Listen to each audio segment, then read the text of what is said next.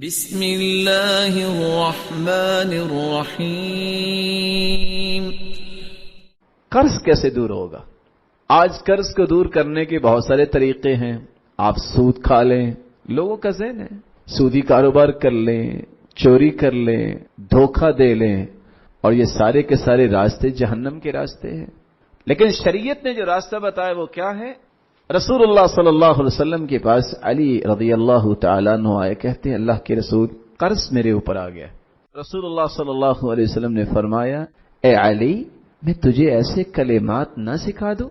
لو کان علیک مثل جبل صبیر دینا، علی رضی اللہ تعالیٰ عنہ، اگر تیرے اوپر صبیر پہاڑ جتنا بھی قرض ہے، 2-4 لاکھ کی بات نہیں ہو رہی، اداہ اللہ عنک، تیرا رب اس قرض کو اتارنے کا بندوبست فرمائیں گے، صرف اتنے کلمات زبان پہ لیا، اللہم اکفنی بحلالک عن حرامک واغننی بفضلک عمن سواک، اللہ مجھے حلال نصیب فرما اور حرام سے بچا، اللہ مجھے اپنا فقیر بنا، اپنے فضل سے مجھے دوسروں کے سامنے فقیر نہ بنانا، کسی کے سامنے ہاتھ پھیلانے والا نہ بنا۔